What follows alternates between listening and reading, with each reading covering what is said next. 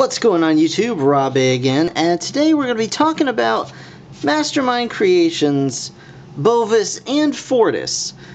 So these are two of the Feral Rex members, and they happen to share many of the same mold pieces, up to and including this arm here. And now this arm has become a matter of some contention, because there's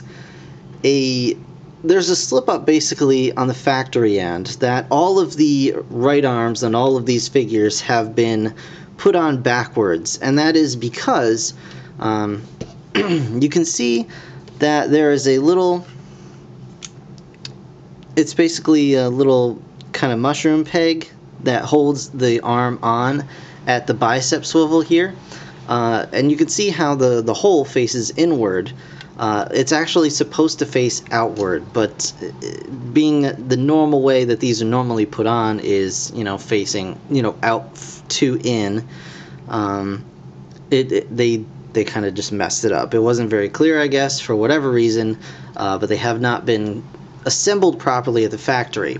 And the problem being is that there is a small little bit on the back of the arm, which is now the front here.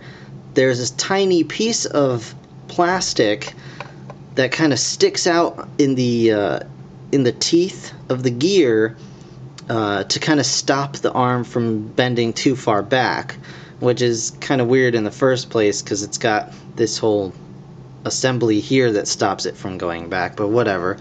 But the problem is that, once you bend the arm forward, that piece is kind of forced against itself and the inside of the arm, and then those gears get kind of mushed up. So basically, there are a couple ways to fix this problem, or alleviate the problem at the very least. You can add a lubricant to the arm before you ever move it.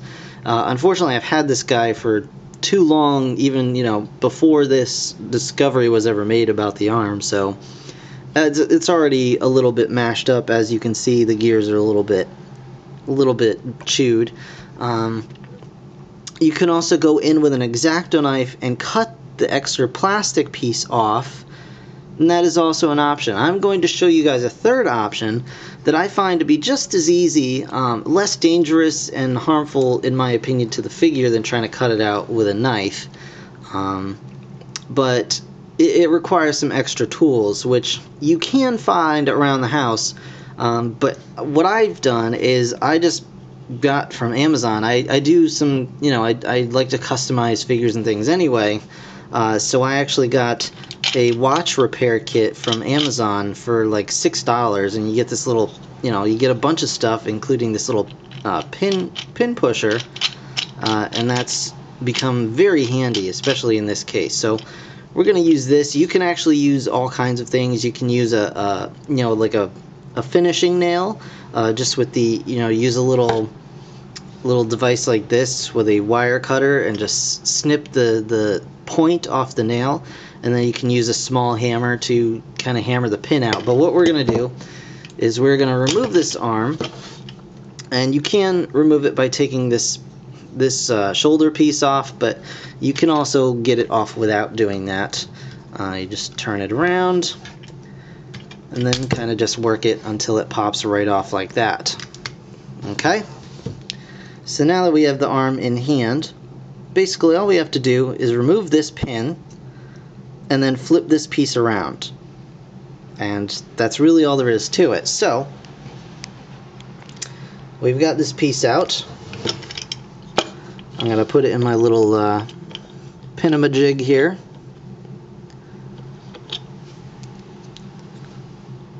I'm just going to line it up.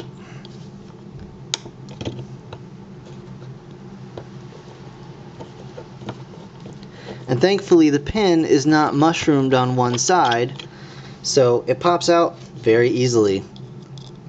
So you just get the pin out, take the gear piece, flip it right around.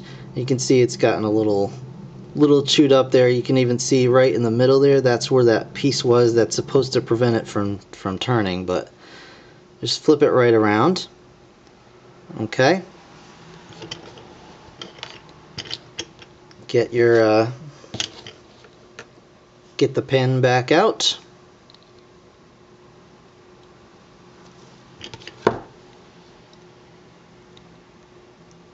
And just pop the pin back in.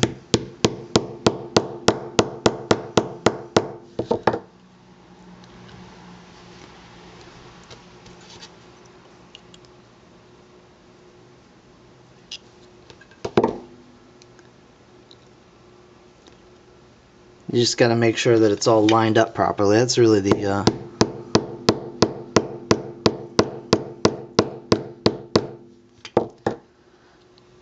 that's kind of the hardest part here.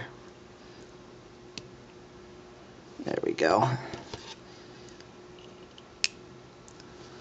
And then, bam, once you've got it lined up, it's pretty simple to get it back in there. And there you go. Now you just make sure that when you pop the hand out, the piece that actually goes onto the clip is facing outward.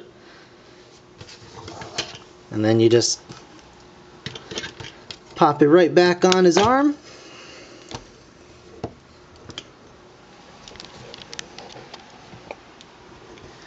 And there you go.